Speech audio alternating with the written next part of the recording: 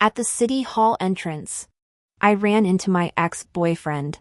He glanced at my 6-month baby bump and asked casually, "Here to get married?" I smoothed my bangs. "Divorce. You?" My bride stood me up. "Want to make it official instead?" Ryan said it as naturally as discussing lunch plans. I pointed at my belly. "Eager for instant fatherhood?" His face darkened. "Perfect timing. I'm sterile." A year later, the man held our child with a stormy expression. "Why does this kid look more like me every day?" I shrugged. "Your brothers." "Ivy. I don't have siblings." "Must be your parenting skills. Weren't you infertile?" My best friend Tina had jumped into marriage after 12 years of dating, only to file for divorce 2 years later. Now she dragged me back to City Hall. "Why do I need to witness your divorce? Planning to snag a husband from the leftovers?" Tina laughed nervously. "I need a witness in case he murders me." 2 hot pot bribes later, I found myself face to face with Ryan again.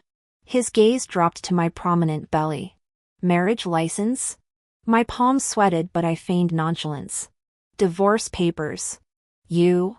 He stared at my bump until the silence grew unbearable. "He abandoned you like this?"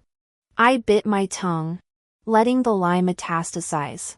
After what felt like an eternity condensed into minutes, Ryan suddenly proposed. My runaway bride left an opening. "Let's fix both our problems." I gaped at him. "You want to play daddy?" "Conveniently sterile," he gritted out, considering my housing struggles and the subway commute. I patted my bump. "Deal." Tina's jaw dropped during our impromptu wedding. "I just escaped marriage prison.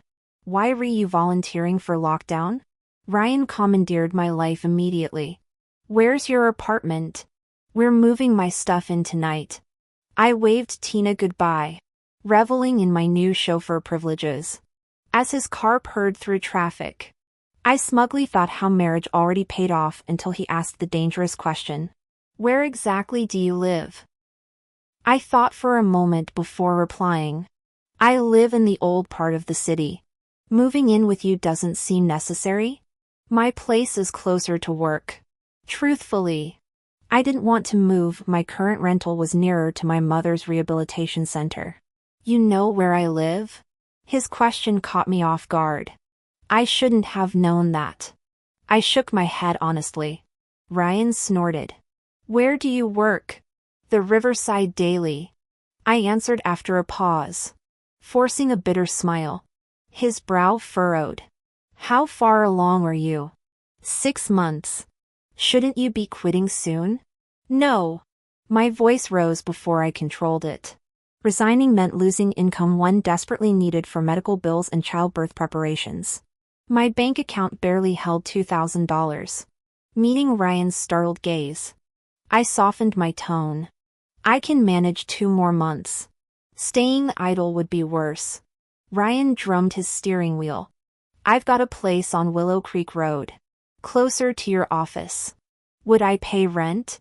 The question slipped out. He barked a laugh. "Ivy, you've really outdone yourself. We're married. Since when do spouses charge rent?" Relief washed over me. "I'll move this afternoon." Saving $1,000 monthly meant $6,000 in 6 months, crucial for baby supplies. "Let me help you pack," Ryan insisted as we pulled up to my crumbling apartment complex. His nose wrinkled. "Your ex-husband left you in this dump?" "He wasn't well off." I fabricated. Ryan's laugh turned icy. "You've sunk low, Ivy. 6 months pregnant and getting dumped in a rat hole." His jaw tightened on the last words. Heat flooded my cheeks. I mentally cursed him while staring at cracked pavement. The irony burned. This child was Ryan's. 6 months earlier, our newspaper had assigned me to cover the city's aerospace research team. As a veteran journalist stuck in obscurity, I'd been relegated to background support.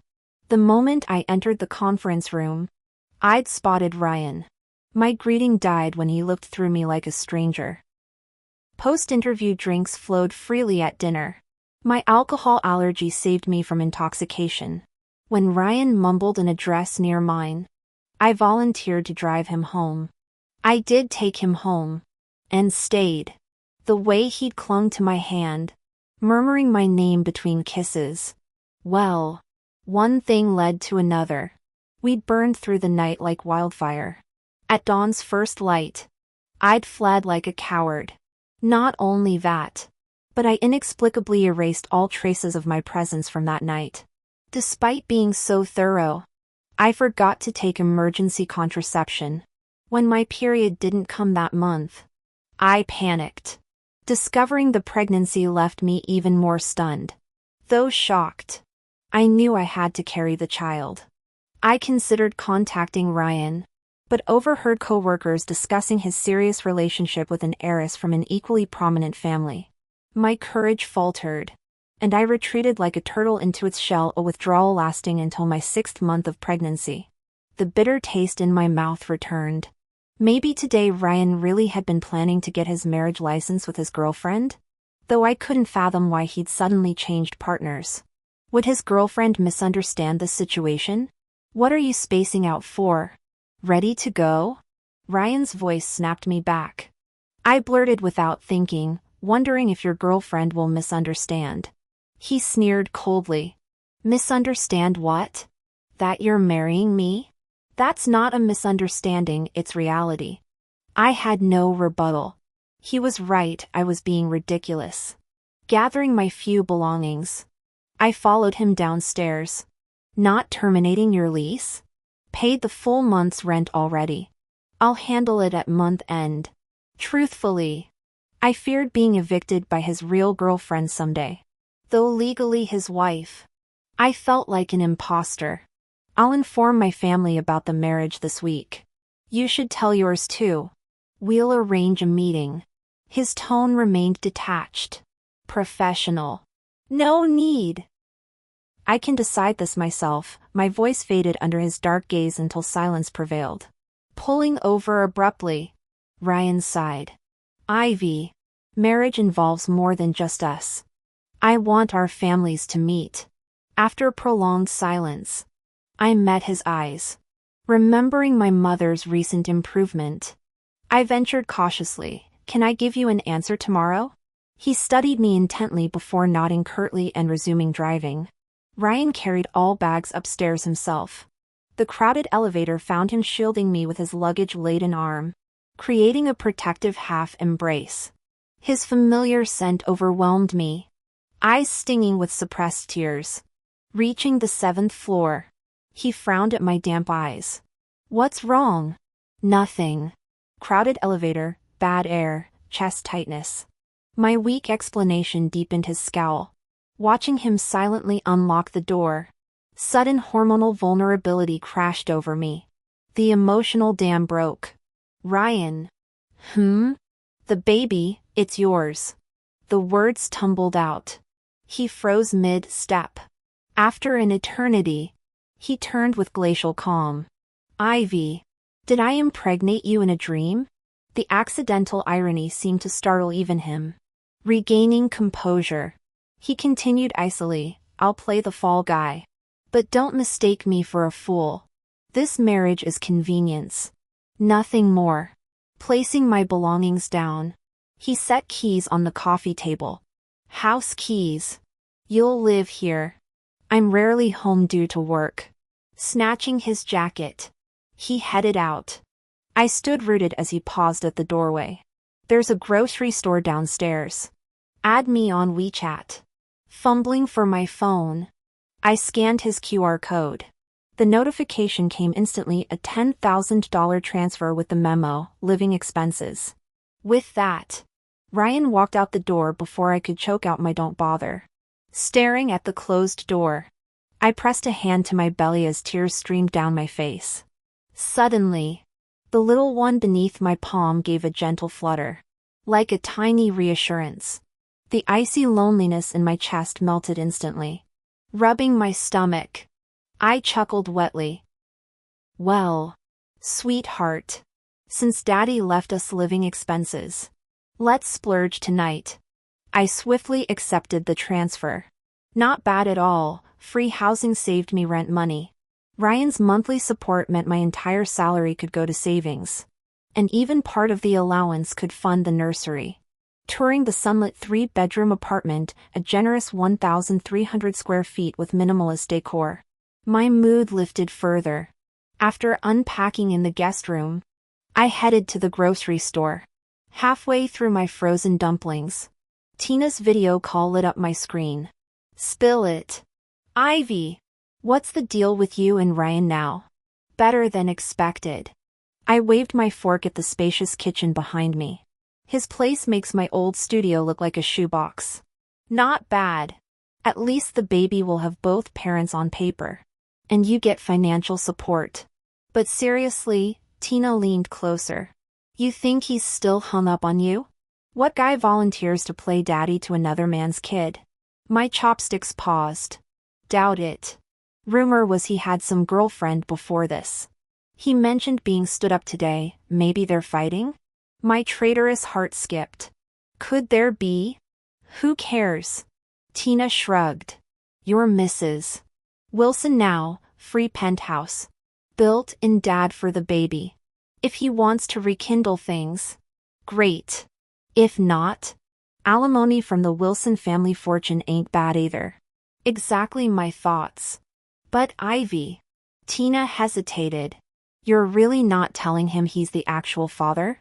He called me delusional when I tried earlier. Said I was playing him for a fool. What an asshole. The next evening, I squeezed onto a crowded bus to visit Mom's nursing home. The aging facility smelled of disinfectant and wilted flowers. Mom sat motionless on her bed, afternoon shadows etching deeper lines in her face. Hi, Mom. I placed Asian pears on her nightstand, the closest I could afford to the cherries she'd loved. Dad would have been furious seeing her like this. He'd spoiled her rotten for 20 years. Leaving her utterly lost when his heart attack took him. When I guided her hand to my bump, her fingers twitched. Your grandson's growing so big, Mom. He's gentle. Just like.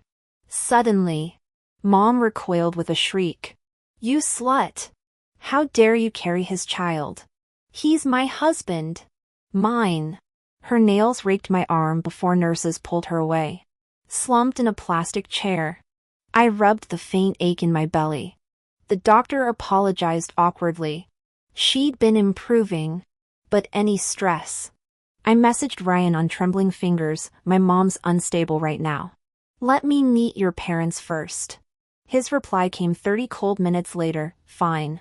I clutched my phone, wandering like a lost soul. My feet carried me to my old rented apartment. Pushing open the door, I collapsed onto the narrow bed, exhausted. As consciousness faded, memories of college days resurfaced. Ryan and I were alumni, he a sophomore when I was a freshman. We met at orientation. He claimed love at first sight, I accused him of superficial attraction. His laughter still echoes in my memory. Back then, I'd been the campus princess. Vibrant and carefree. Ryan had been all charm and wit, pursuing me relentlessly for months. Breakfast deliveries, cafeteria lunches, late-night barbecue invites I declined 80%. Feigning youthful aloofness. The campus buzz speculated endlessly about when Ryan would give up. By summer's golden twilight, watching his profile beside me, I whispered, "Let's be together." I'll never forget how his eyes lit up when he turned. Voice trembling. "Ivy, really? You mean it?" Seeing this confident man unravel over my words made my heart swell. Pretending calm, I nodded. "Well, you in?" He crushed me against his chest, murmuring absolutely. Girlfriend into my hair. That first embrace smelled of fresh lemons, intoxication without alcohol. We became campus fixtures after that. Hiking trails stained with laughter. Tearful arguments over steaming hot pot.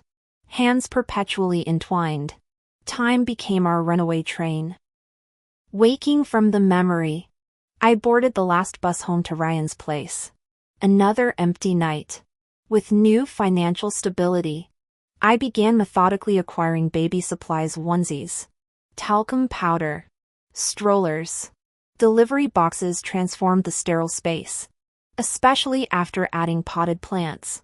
Still, Ryan's absence lingered. Half a month later at the rehabilitation center, Mom's vacant stare pierced deeper than her previous outbursts. Groceries in hand, I returned home to find two figures tangled on our couch. They scrambled upright as I entered. Ryan cleared his throat. "This is Kevin. Just picking something up." Forcing a smile, I asked, "Have you eaten?" "I'll cook." Kevin Davis chuckled. "No need to fuss, Ivy. We already ate." I slipped into house shoes while heading toward the kitchen. "You guys carry on. I'll fix myself a snack." Sure." As I entered the kitchen, the scene from earlier kept replaying in my mind, Ryan and Kevin pressed together in that intimate embrace, their silhouettes merging in the dimness. This changed everything. My eyes burned. Suddenly, Ryan's willingness to become a fall guy by marrying his knocked-up ex made perfect sense. The rumors about him having a girlfriend yet rushing into marriage with me? All smoke screens. He never cared about societal expectations. Our marriage was camouflage protection for his forbidden love. What a brilliant solution I turned out to be. A pregnant ex meant no pressure for kids. No family demands. Since I'd initiated our breakup years ago, he didn't have to worry about emotional complications. He'd laid it out plainly from the start, we'd coexist. He provided the house and living expenses, I played the dutiful wife. A clean transaction. So why did my chest feel like concrete was setting in it? When had my sweet college sweetheart developed this preference? The fragile hope I'd secretly nurtured that maybe Ryan still carried a torch for me evaporated like soap bubbles in sunlight. My ex-husband married me because he didn't like women. The words hammered through my skull. Ivy. Planning to flood the place? Ryan's voice snapped me back to reality. The sink overflowed, water pooling across the tiles. I wiped my damp eyes, forcing lightness into my voice. Got distracted. "Where's your friend?" "Left after grabbing something." "Go relax." He tugged me backward. My foot caught on the rug, sending me stumbling into his arms. "Sort the groceries I brought," he instructed, steering me toward the living room. "Perishables in the fridge. I'll handle dinner." Collapsing onto the floor, I stared at the shopping bags. Yogurt, chocolate bars, potato chips, all my comfort foods. The crinkling packaging blurred as my throat tightened. "Ivy, are you 3? Ryan's voice carried from the kitchen. "Floor's cold. Get up." Our eyes met through the pass-through window. I scrambled up, cheeks burning. Why so many snacks? To eat. Obviously. Did pregnancy brain steal your common sense? I rolled my eyes at his retreating back. Same old Ryan, kindness wrapped in barbed wire. But with my favorite sea salt caramel clusters in hand, I settled on the couch. For the first time since moving in 2 weeks ago, tension eased from my shoulders. 30 minutes later, aromas of ginger garlic stir-fry filled the air. "Dinner," Ryan announced, setting down steaming plates. Watching him move through our kitchen, apron strings trailing, something fragile bloomed in my chest. This domestic tableau felt dangerously peaceful. "Need a feeding spoon too?" His sarcasm shattered the moment. My retort died at the first bite of honey walnut shrimp. "Ryan, since when do you cook like this?" He smirked as I shoveled rice. "Good? Have seconds." The warm glint in his eyes made my traitorous heart stutter. "What existential crisis made you take up cooking?" I pressed. Ryan's mouth twitched. "Someone had stomach issues. Figured if I cooked better, she'd only eat my meals instead of going out." Suddenly my food lost its flavor. This bastard was flexing his relationship in front of his own wife. An hour ago, My overactive imagination might have thought Ryan meant me. Now I knew he meant his boyfriend. Swallowing my mouth full, I forced a smile. How sweet. Ryan. Your boyfriend must be thrilled. Ryan's gaze frosted over. Ivy. You're my wife now. My pulse stuttered as I looked up. His expression remained glacial. My pounding heart plunged into icy waters. That sizzling drop almost audible. Parents are coming for dinner tomorrow. What? Oh. Right. What do your parents like? I'll go shopping. We'll go together in the morning. Dawn found me dressed and pacing at 6:30 a.m. Ryan's closed bedroom door taunted me until it swung open. You're early, he noted. Couldn't sleep. The breakfast order made my traitorous heart flutter. Congee. Fried dough. Soft boiled eggs. All my favorites. Don't read into it. Ryan cut through my hope. Habit. Produce bags dug into my palms when Mrs. Wilson's call came. We're downstairs.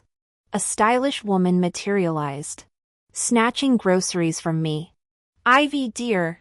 That rascal making you carry things in your condition. This is my mother, father, Mr. and Mrs. Wilson. None of that. She pressed 2 embossed cards into my hands. We're mom and dad now. Ryan ignored my panicked glance. Mom. Dad. I choked out, trying to return the gifts. Mrs.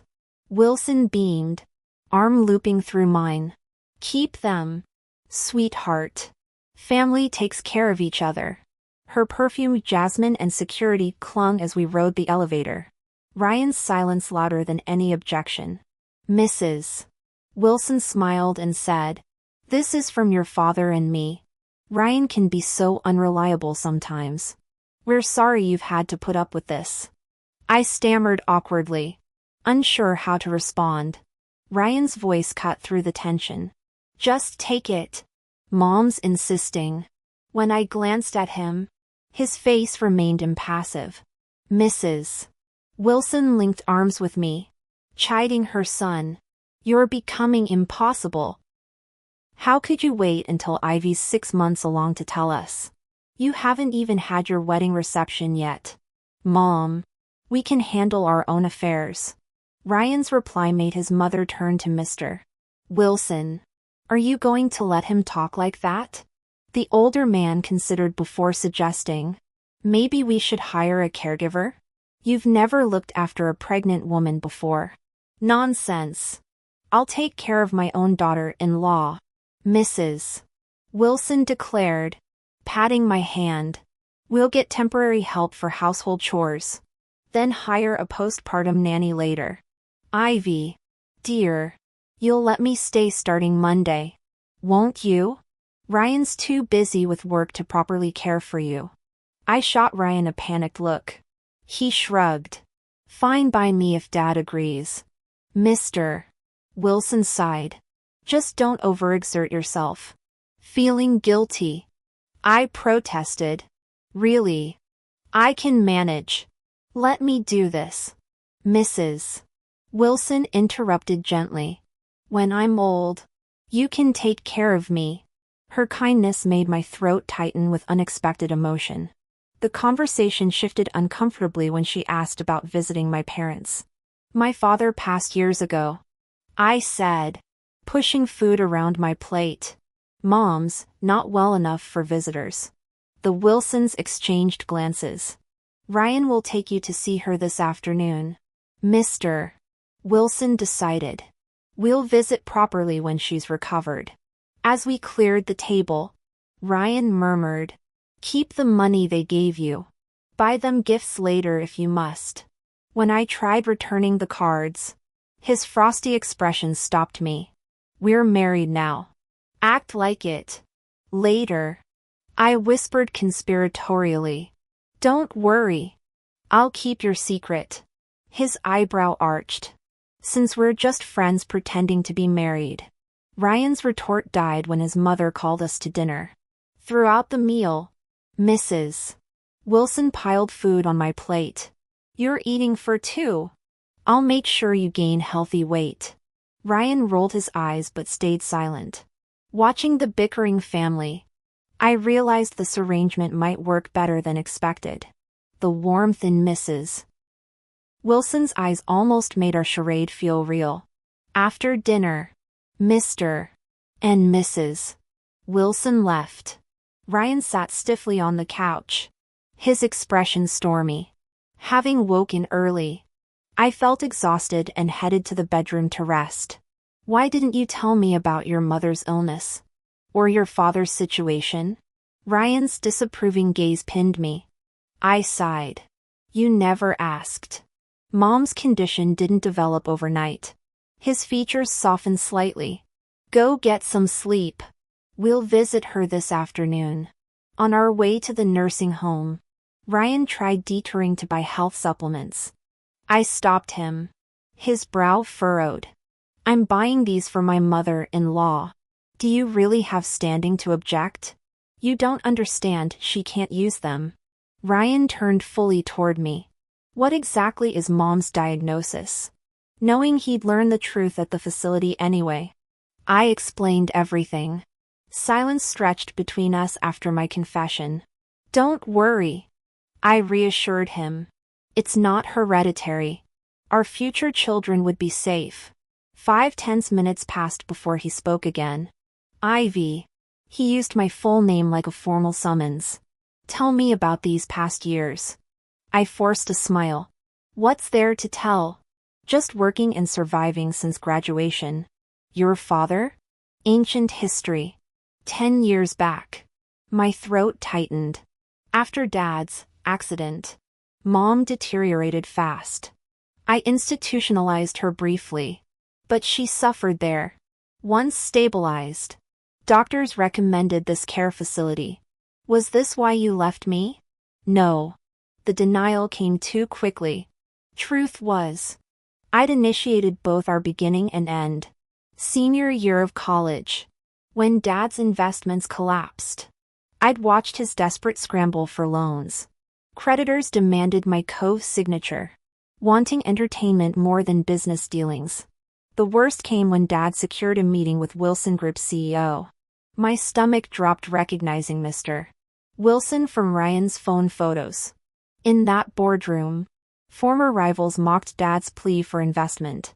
Expecting charity, Johnson? One sneered. Or offering your daughter as collateral? Mr.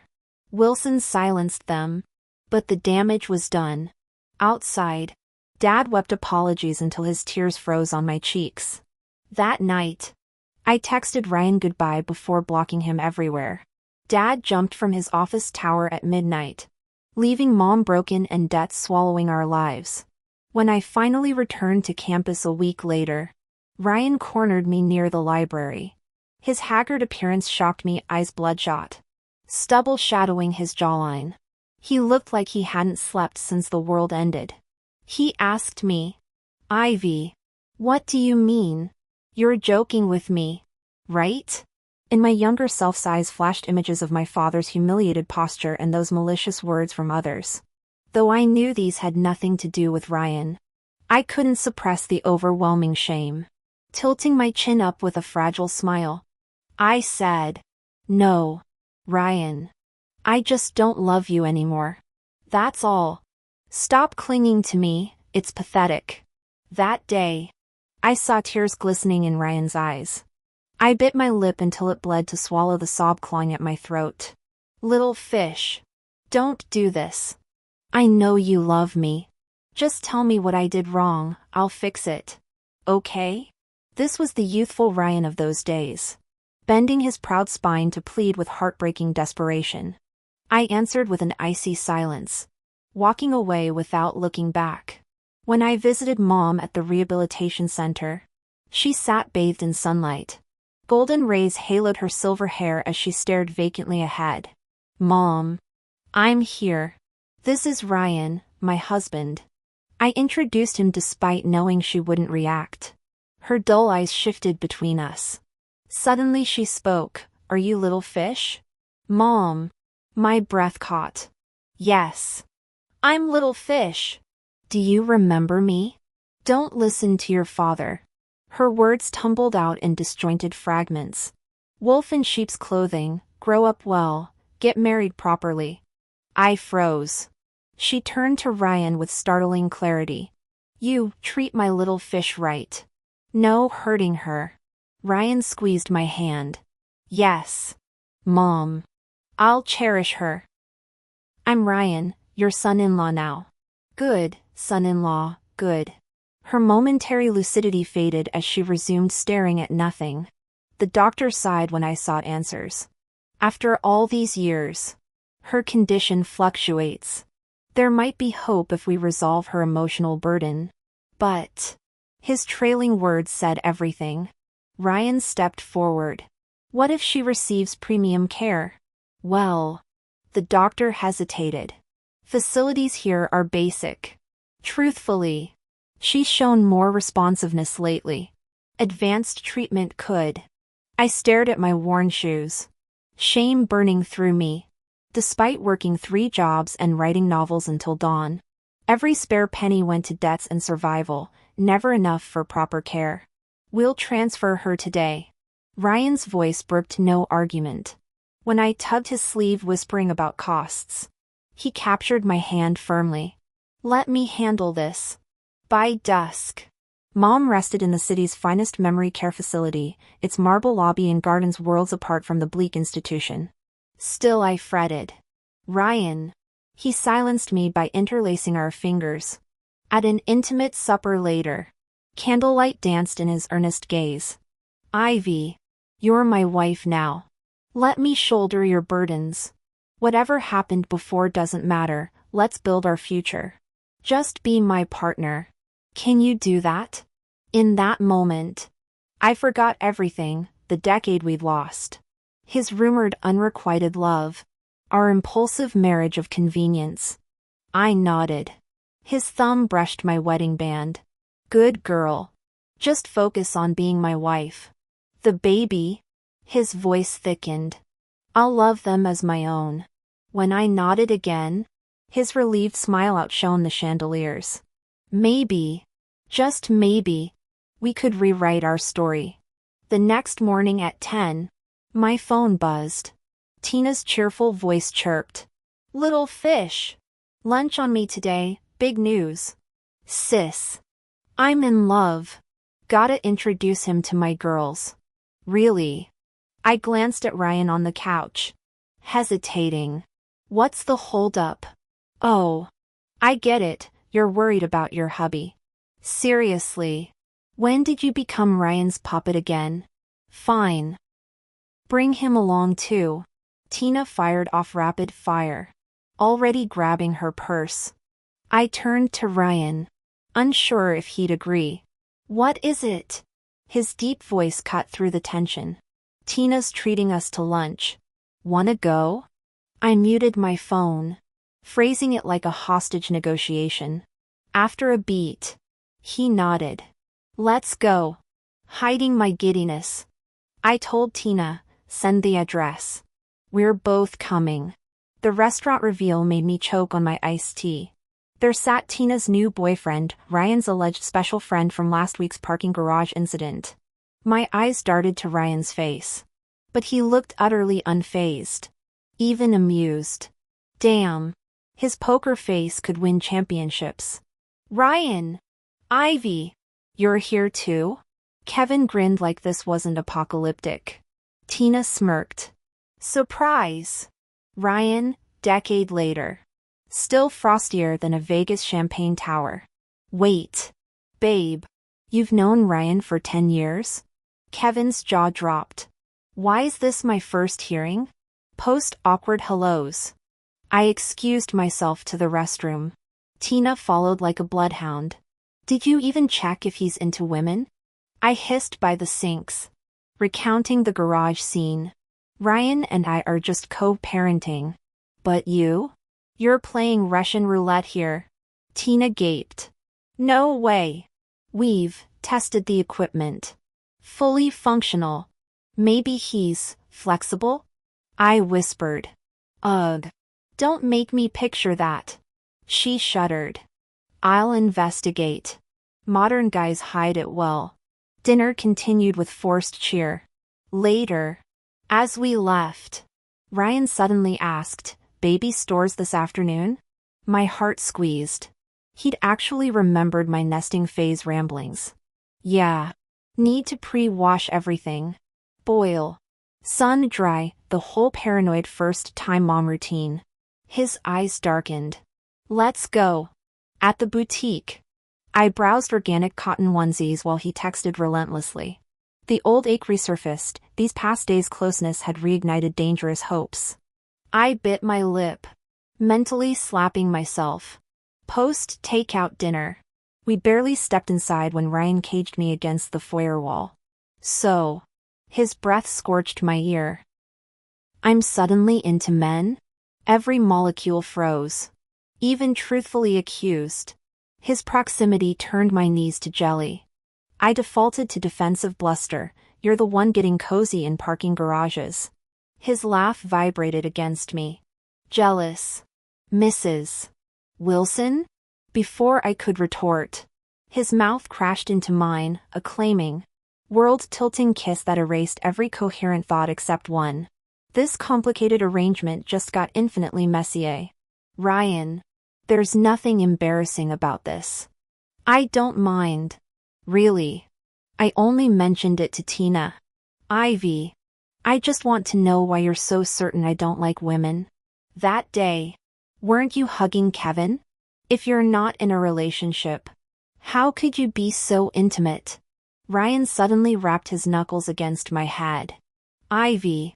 Have your brains been stuffed with rice all these years?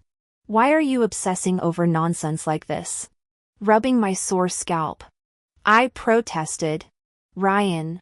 Stop hitting me. I was just warning Tina. You and I are only making do as partners. But she's different, she shouldn't be fooled by Kevin. Ivy. Let me make this clear, I'm not gay. Neither is Kevin. My orientation is completely normal. Stop these ridiculous assumptions. Ryan leaned close, his warm breath grazing my neck as he whispered. A shiver ran through me before he abruptly pulled away and retreated to his bedroom. My thoughts swirled chaotically. Ryan wasn't gay? An inexplicable flicker of joy sparked in my chest. Then why had he married me? On Monday evening, I returned home to find Mrs. Wilson gracefully perched on our sofa, a steaming dinner spread across the coffee table. Mom, when did you arrive? You should have told me. I came this morning. She smiled. Didn't want to disturb your work.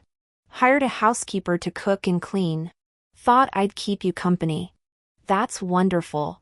It does get lonely here sometimes. Let's eat first. Dear. Feeling obligated. I pulled out my phone. I'll call Ryan to see if he's joining us. Perfect. Her smile widened. Ryan? Your mom's here with dinner. Coming home? Can't. Working late. Don't wait up. Mrs. Wilson clicked her tongue. That rascal. Always working. Should spend more time with his wife.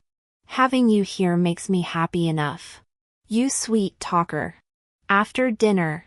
She clasped my hands. Ivy dear.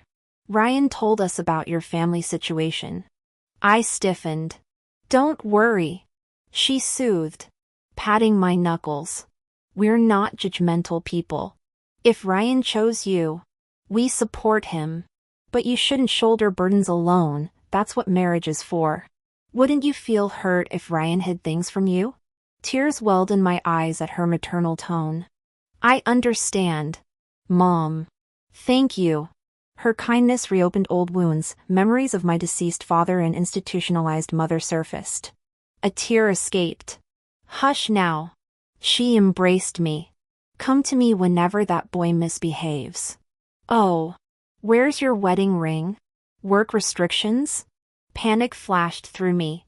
We'd completely forgotten about rings. The doctor advised against jewelry during pregnancy. Of course. We'll get you the finest band after the baby comes. Mrs. Wilson's presence filled the house with warmth until one rushed morning. Running late. I sprinted toward the bus stop despite my swollen belly. A sudden collision with an electric bike sent me sprawling. My palms scraped raw. I landed hard on concrete. Sharp pains radiating from my abdomen. The electric scooter rider turned pale with fright. I looked up to give her a reassuring smile, but a sharp cramp made me gasp. "Let me take you to the hospital? Should I call your family?" The girl looked ready to cry.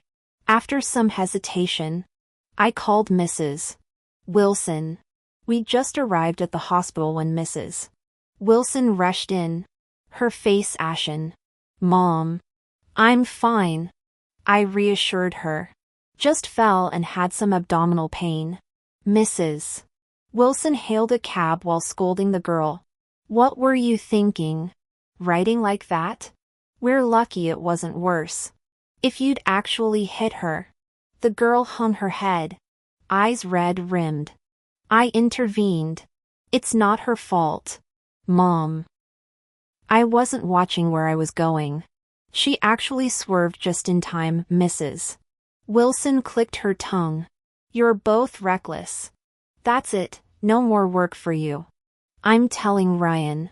Our family can certainly support you and the baby. Ryan only let you keep working because he thought you'd get bored. But now I'll keep you company. We'll go shopping. Have lunch dates, agreed?" The cramping had subsided, leaving me compliant. "All right, Mom." "Really? The pain's almost gone now." After examinations confirmed no serious harm, we all relaxed. The girl even burst into tears. However, the doctor noted mild malnutrition, prompting Mrs. Wilson to immediately call her son. "Ryan Wilson, have you no sense? Ignoring your own wife for days. She's not getting proper nutrition." "Enough, Mom. I get it." Ryan's voice approached from down the hall. As I moved toward him, the girl darted past me. "Senior, what are you doing here?" My steps faltered. Ryan walked right past her, sweeping me into an embrace. "Ivy, you scared me half to death." His arms tightened carefully around me. "I'm fine." I laughed. "Just scraped my knee." After holding me for a full minute, Ryan released me with a stern look. "You're done working. I'm taking you to resign this afternoon." Resign? Couldn't I just take maternity leave? Job security mattered. Who knew how long I'd remain welcome in the Wilson household after childbirth? Ryan frowned. "Fine. But no more work commitments." As I opened my mouth to ask why he'd come, the girl sidled up. "Senior." Ryan turned, surprised. "Daisy? What? Is this your wife?" "I'm so sorry. It was me who." Daisy edged closer, tearful.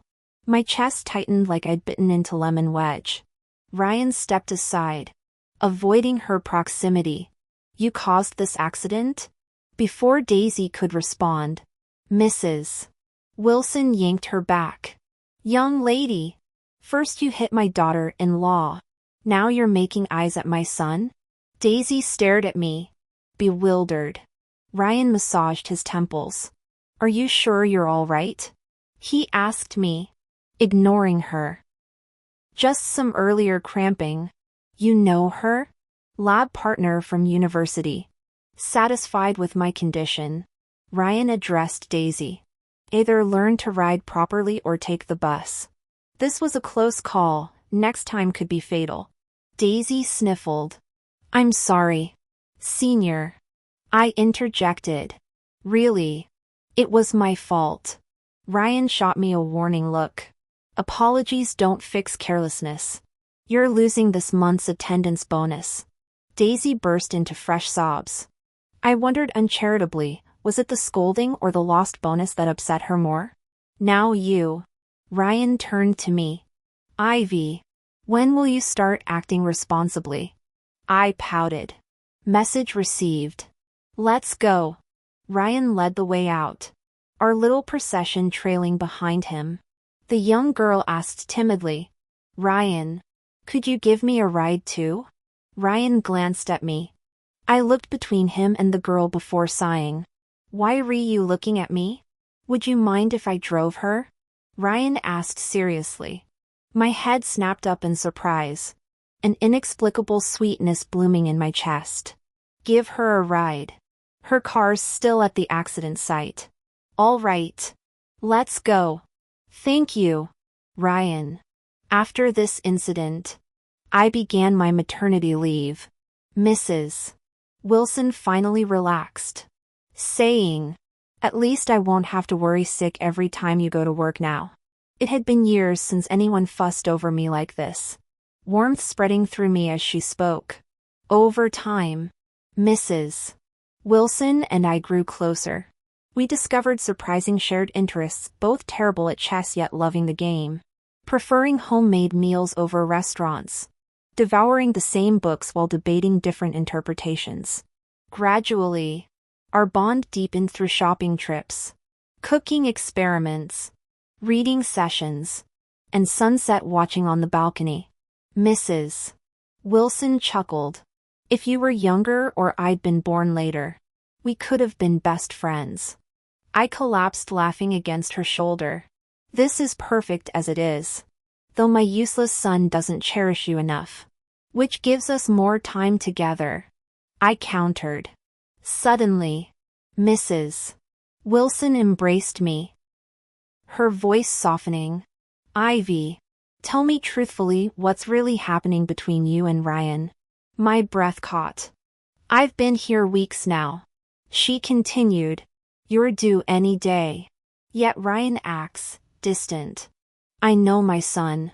There's trouble between you. Just tell me how to help. Tears pricked my eyes. You really want the truth? Always. What if you hate me? Silly girl. She cupped my face. Love isn't about right or wrong. Let me fix this. I took a shaky breath. Mrs. Wilson. Ryan was my first love. Really? He only dated one girl in college over a decade ago. We've been frantic about him being single. My head jerked up. Only one? No relationships these past 2 years? None.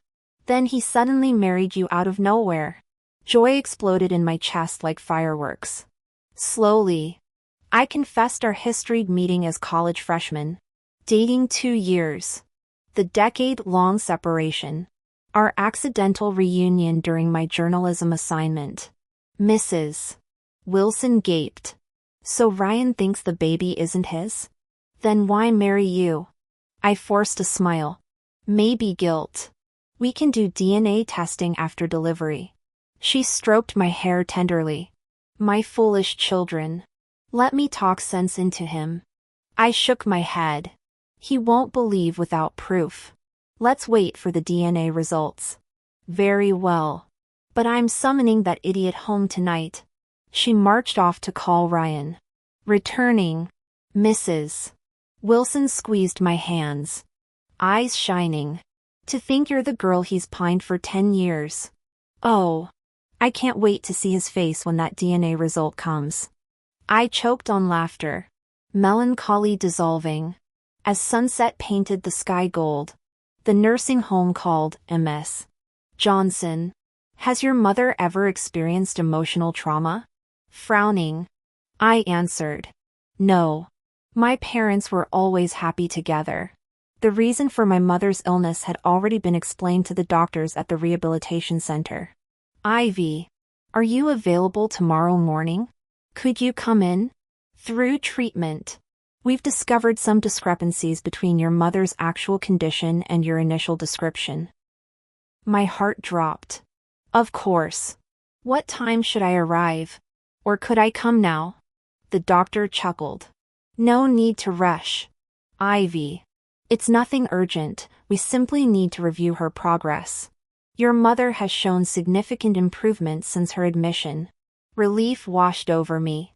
After hanging up, Mrs. Wilson inquired about the call. I relayed the doctor's message, and she patted my hand reassuringly. If the doctor says it's minor, there's nothing to worry about. I'll make sure Ryan takes tomorrow off to accompany you. But he's always so busy with work. Nonsense. Your well-being comes first. Consider it handled. Her mischievous grin made me laugh despite myself. True to her word, Ryan returned home that evening, a rarity since the car accident weeks ago. After ensuring my safety during his initial visits, he'd resumed his disappearing acts until tonight. He carried bags of my favorite snacks and fruits, brushing past my outstretched hands. Sit. I'll put these away. His gaze lingered on my swollen abdomen. That looks uncomfortably large. Are you sure it's normal? Mrs. Wilson swatted his arm. Don't jinx my grandchild. Honestly. Ryan. Since when did you become such a clueless father? Ryan's jaw tightened as he retreated to the kitchen. During dinner, he began cracking crab legs into my bowl until his mother intervened. Stop. Pregnant women can't eat crab, it's common knowledge. Look it up on Google if you don't believe me. Why serve it then? He demanded, knuckles whitening around his utensils. I tugged his sleeve. You and Mom can enjoy it. Let's just eat. His stormy eyes held mine until Mrs. Wilson snorted. Your father sent these this morning. Clueless as ever about pregnancy restrictions. Should I throw away perfectly good food? Ryan's ears reddened. Without another word, he began peeling shrimp for me instead. Enough. I protested when the pile overflowed my bowl. I can't possibly finish these. Eat more, he muttered, stealing another anxious glance at my stomach. Spotting his concealed worry, I smiled and placed his favorite braised beef in his bowl. You need energy too with your workload. My stamina's fine, he said stiffly. The unintended innuendo hung between us. When I caught the faint pout beneath his stoic mask, laughter bubbled up. Glad to hear it, I teased. His ears flushed crimson. The next morning found us at the rehabilitation center. When our eyes met for the third time in the waiting room, Ryan finally broke. Our last research phase wrapped up early. I'm not busy. Thank you, I whispered. We're married. No need for formalities. As we walked, I looped my arm through his stiffened one.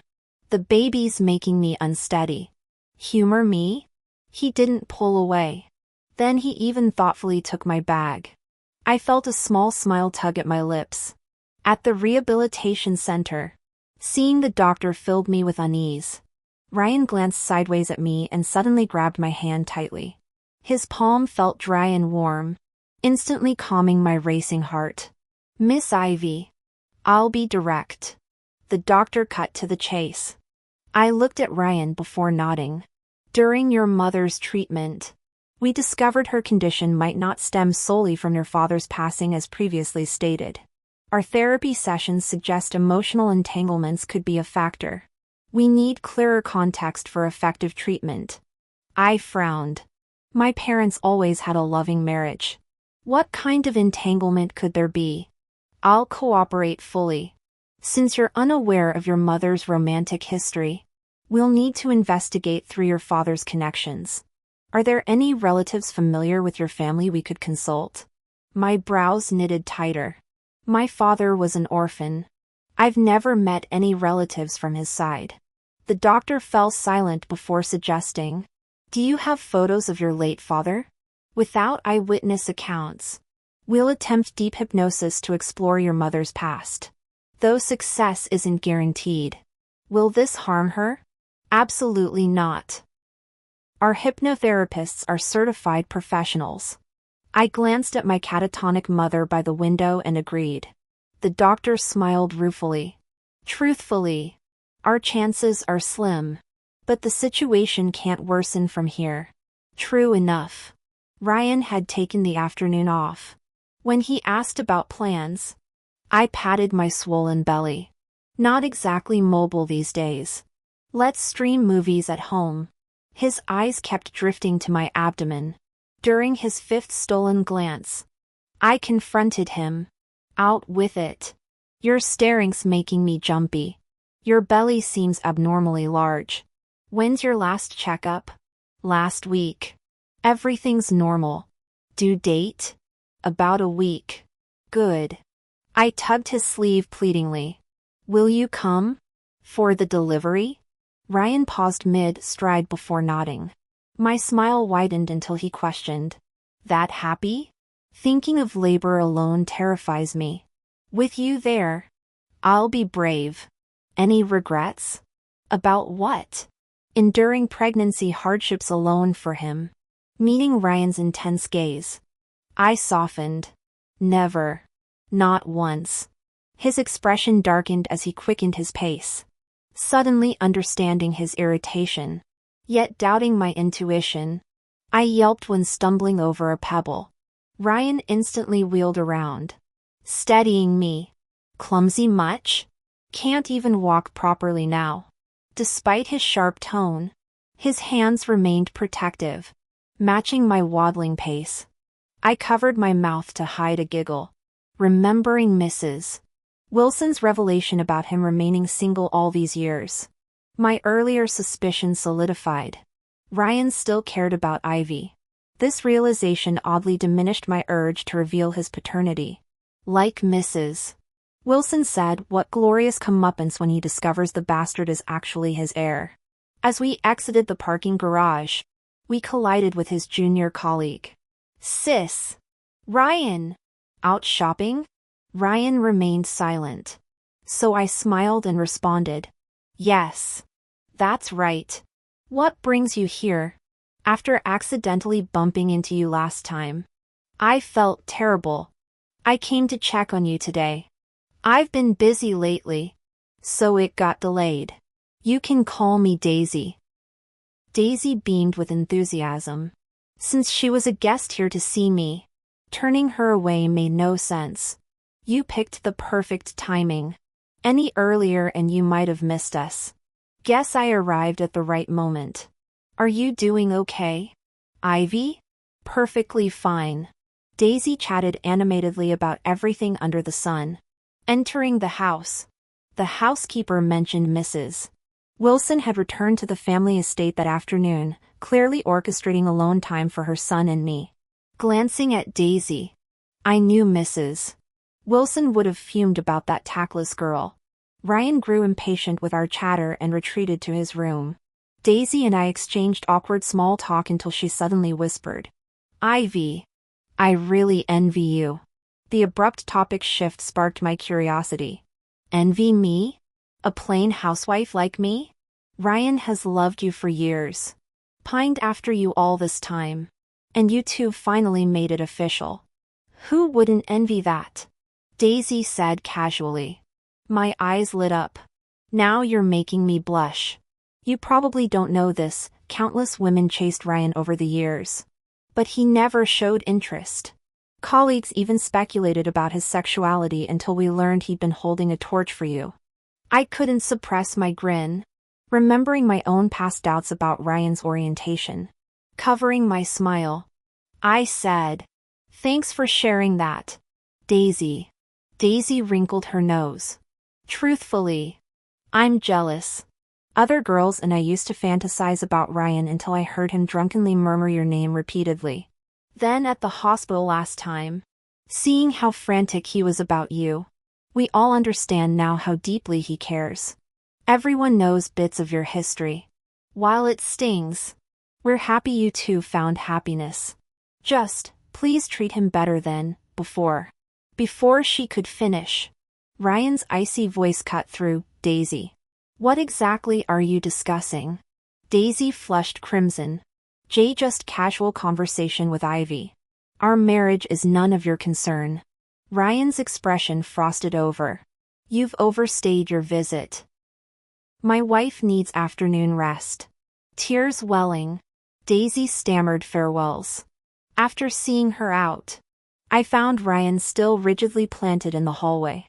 Tugging his hand, I asked, Was any of that true? He opened his mouth, likely to snap, but I cut him off. Ryan, We agreed to communicate as husband and wife. Honestly? Her words thrilled me. His jaw tightened, but he remained silent before finally grunting. HN. Smiling softly. I said, whatever your reasons for marrying me, being your wife makes me genuinely happy. Ryan's stern features gradually softened. Suddenly, he pulled me into an embrace, murmuring against my hair, Ivy, I've missed you. Tears pricked my eyes as I returned the hug. I never stopped missing you either. I'm done fighting, he rasped, voice cracking. The past stays buried. Let's build our future. Deal. But honey, I froze, clutching my abdomen. My water just broke. What? It's 2 weeks early. Panic flashed across the soon-to-be father's face despite his lingering doubts about paternity. Ryan, stop gawking and call the hospital. Then grab the go bag. I gritted through building contractions. Right. The phone, he fumbled with his cell, hands trembling. After the initial chaos, Ryan transformed into a pillar of efficiency, coordinating logistics, briefing his parents, and ensuring smooth transport to the hospital. In the delivery room, the doctor examined me cheerfully. Cervix is dilating. We'll wait a bit before considering Pitocin. All signs point to smooth natural delivery. Between painless contractions, I nodded calmly. The physician turned to my shell-shocked husband. Grab your wife some Red Bull and chocolate for energy. Should she eat first? Ryan hovered anxiously. Absolutely, get her a proper meal. She'll need strength.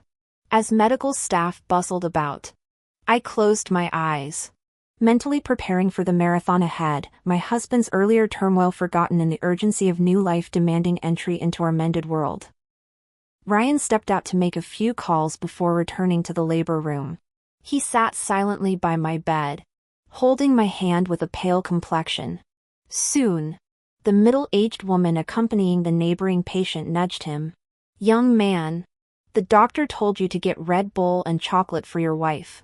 Hurry before the contractions start, she'll need energy later. Ryan blinked before replying politely. Thank you, ma'am. We've already sent someone. The woman rummaged through her bag and thrust a chocolate bar at him. Take this, my son bought extra. When Ryan hesitated, I nudged his arm. He accepted stiffly. We appreciate it. The woman huffed as he made no move to unwrap it. What kind of husband are you? I gave up my daughter-in-law's snack and you won't even feed your wife. Ryan stared at her, bewildered. I suppressed a laugh, intervening gently. Thank you for your kindness, but I'm not hungry yet. How many centimeters dilated is your daughter-in-law? The tension dissolved as the woman smiled. 3 centimeters now. Remember, dear, childbirth takes half your life force, you've got to. Her advice trailed off when Ryan's phone rang. Between intensifying contractions, I watched Ryan unpack food containers. Can you sit up? We should eat while you can, he said, arranging braised ribs, chicken soup, beef brisket, and shrimp. I can't finish all this. Join me? I'll eat later. Noticing our neighbor's longing glance, I offered. Would you like some? The pregnant woman grinned sheepishly. If you don't mind, your food smells incredible. Ryan portioned out dishes with clinical precision, leaving my favorites before delivering the rest. He then produced an assortment of chocolates and energy drinks, handing premium brands to our neighbor. For earlier, he said curtly. The older woman flushed. Oh no. We already took your food. That chocolate I gave was just. Please. Ryan set them down. We have surplus. Her daughter-in-law gasped at the luxury brand. The woman patted my arm contritely. Forgive my assumptions earlier. You've got a good man here, dear. Ryan ignored the praise, turning to me. Eat up. We're moving upstairs, my parents arranged a private OB. She's en route.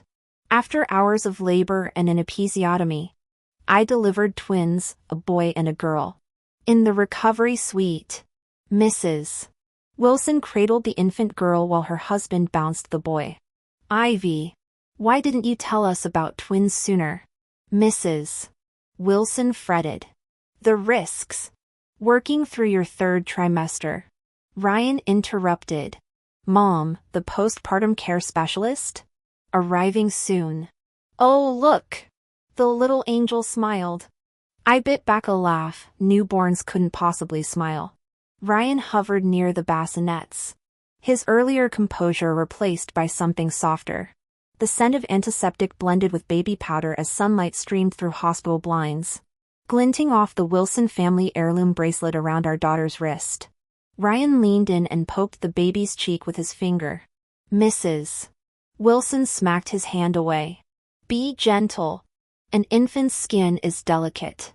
You can't just jab like that. Ryan sheepishly withdrew his hand while I stifled a giggle.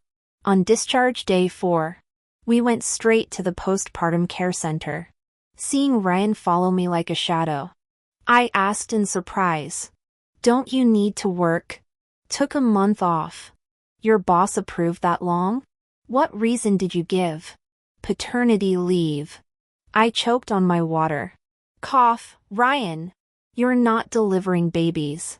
How could you claim paternity leave? He rushed over to pat my back. Easy there. My wife just gave birth, why shouldn't I take leave? Besides, I've banked years of unused vacation time. The coughing fit tugged at my stitches. Pale-faced, I glared at him. This is all your fault, making me go through this agony. Ryan's brow furrowed. How's this my fault? The babies. Fresh tears welled up as discomfort and hormones overwhelmed me. His posture softened immediately. All right. My bad. Entirely my fault. I'll stay with you through the whole recovery period. Okay? The temporary comfort stemmed my tears. That night, fever struck. My determination to breastfeed both twins backfired as engorgement turned my breasts into painful boulders. By midnight, burning heat radiated from my body. Ryan's usual composure shattered. Instead of pressing the call button, he sprinted down the hall shouting for doctors. Within minutes, medical staff flooded the room. Just mastitis. The physician concluded after examination. We'll express the excess milk.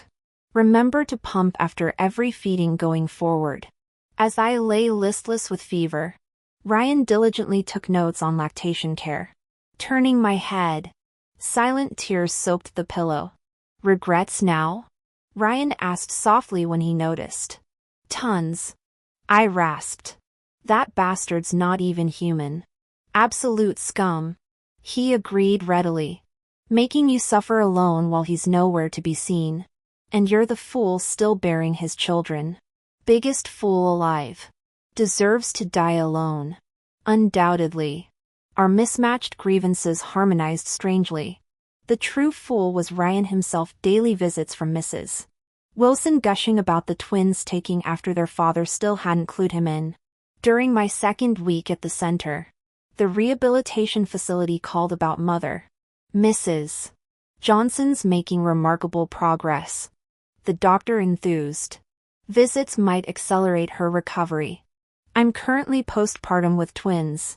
I explained. Congratulations. Maybe my daughter-in-law will catch that twin luck. By your 6-week checkup, your mother might recognize you again. Ryan perked up after I hung up. Mother's improving? They suggest more visits. Shame I can't go until recovery. I'll visit tomorrow.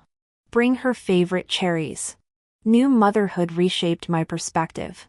My former resolve to maintain financial independence from Ryan faded. This man was my husband, my children's father, and clearly still cared. Why shouldn't I spend his money before some hussy could? Why let him conserve energy for others? A husband's resources exist to be utilized. A husband's labor exists to be commanded. Exactly. By month's end, Twin bassinets plus 2 night nurses and a nanny overran our condo. Ryan simply whisked us to his family estate, that sprawling villa gifted for his 18th birthday by the Wilson patriarch. All right. The world of the wealthy is beyond my comprehension. And there's even more I don't understand. When I got home, I just settled onto the bed when Mrs. Wilson came in. "Ivy, these are for you," she said, handing me a stack of items. "You've given us such beautiful grandchildren. Consider this our gratitude."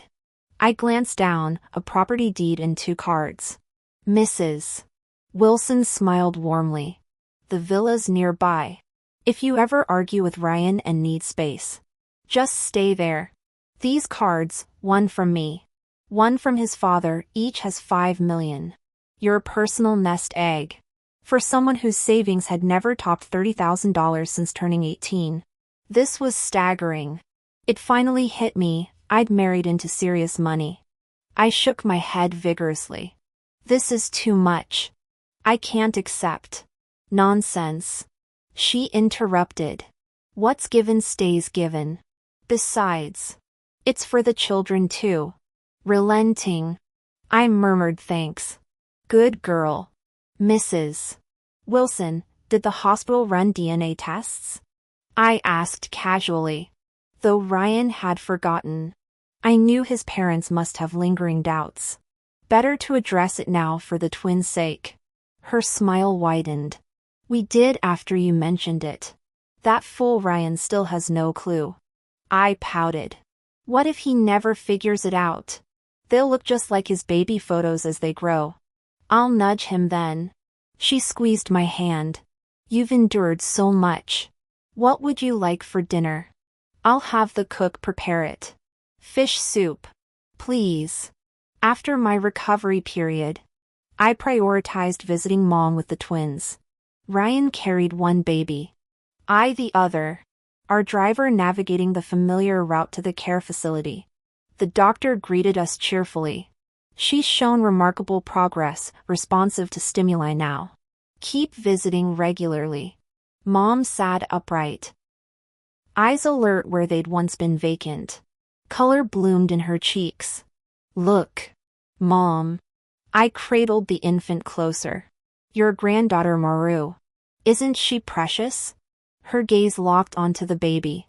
Suddenly, arms outstretched, she demanded, "Let me hold her." At the doctor's nod, I transferred the bundle. Mom paced rhythmically, murmuring lullabies like she'd never been ill.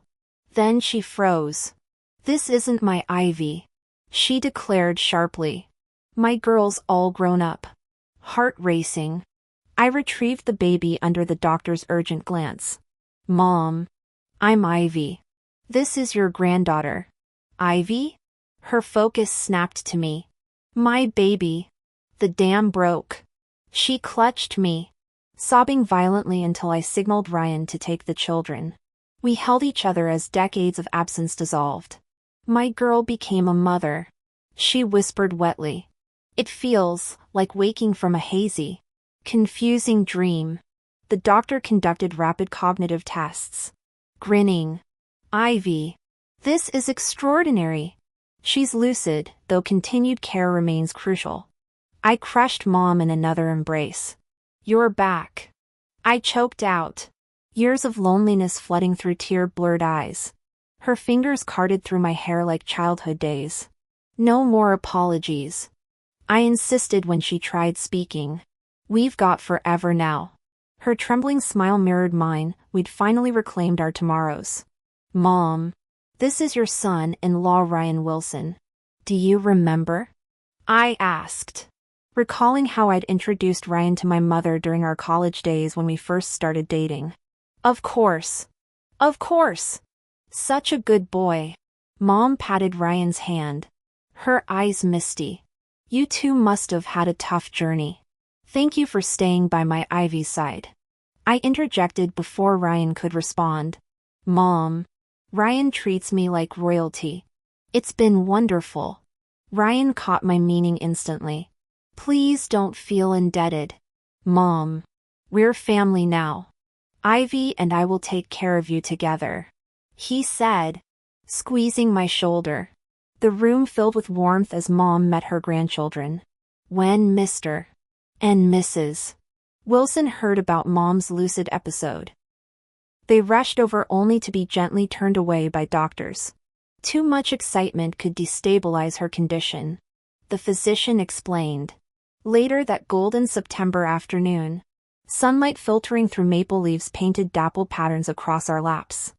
I rested my head on Mom's knees as she stroked my hair, her touch transporting me back to childhood. Darling, she began, her voice catching. You've always believed your father and I had a perfect marriage. Haven't you? My breath hitched. Her trembling fingers continued their rhythmic motion through my strands. Don't fret, I'm clear-headed now. This story, it's festered too long in my heart. She unraveled the truth about Dad's affair, the sham bankruptcy test she'd orchestrated, and how his mistress' betrayal ultimately destroyed him. He gave his life for that woman, she whispered bitterly. After I'd poured my youth into building our family, I clung to her as autumn leaves rustled around us, tears soaking into her cardigan. You've got me now, I murmured into the familiar lavender scent of her clothes. And your grandchildren. We're your fortress. When discharge day arrived, Ryan's buzzing phone forced him back to work despite his protests. Your mother will murder me if I skip another board meeting, he grumbled, kissing my forehead before leaving. At the Wilson estate, Mrs. Wilson enthusiastically bombarded Mom with childhood photos of Ryan, including the infamous kindergarten pageant where he'd worn a carrot costume. Look how similar the twins are to their daddy's baby pictures, she cooed, ignoring Ryan's scarlet ears when he returned from work. Ryan retaliated by scooping up our sleeping son from his crib. He just went down, I hissed, swatting his arm as our toddler blinked groggily. Payback, he mouthed, grinning unrepentantly while Mom and Mrs. Wilson compared baby albums across generations. The setting sun bathed the chaotic scene in amber light, a mosaic of past sorrows and present joy stitched together by time's patient needle. Hurt by my mom, I came to my son for some comfort. Maybe it's the blood connection, though Ryan initially refused to acknowledge the children as his. He's grown remarkably close to them since their birth, taking turns holding them daily. Ryan cradled the baby boy for a long while before suddenly remarking, "Why do I feel they're looking more like me each day?" I shot him a sidelong glance. "You're brothers." His face darkened. "Ivy, I don't have brothers." "Then maybe you're just good at parenting." I shrugged. "Considering you're supposedly infertile." Ryan choked on his words, storming out with the infant. I didn't bother chasing after him. Minutes later, he barged back in, pinning me to the bed. "Let's test that infertility theory, Ivy." His lips crashed against mine, our first kiss since marrying. The familiar cedar scent enveloped me, cheeks flaming crimson. When we finally broke apart, his gravelly voice murmured against my hair. "The children, my mother keeps saying they resemble me." I brushed it off until I compared them to my childhood photos today. The likeness is uncanny. Anger surged through me. I shoved him away, hurling a pillow at his head. "I told you they're yours."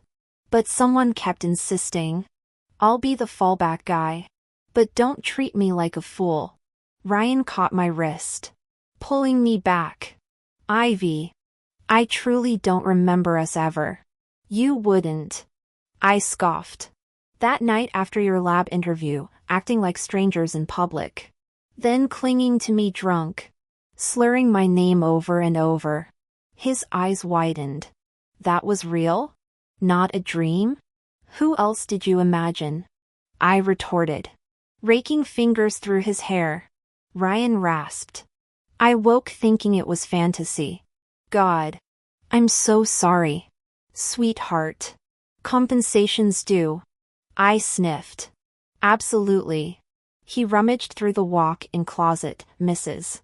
Wilson had conveniently moved my things here post-childbirth. ignoring my token protests, returning with legal folders. He offered our entire estate, deeds, stocks, banking portfolios, my entire net worth. Ryan confirmed. You'd risk me vanishing with this? You stayed through my idiocy, gifting me these miracles. His thumb brushed my cheek. Thank you. Tucking the documents away. I warned. Cross me, and you'll be homeless. Deservedly. His smile faded. But why endure pregnancy alone? I heard rumors about my supposed girlfriend. I nearly came to you. Then coworkers said you were taken. That night was my choice. I wouldn't wreck your happiness.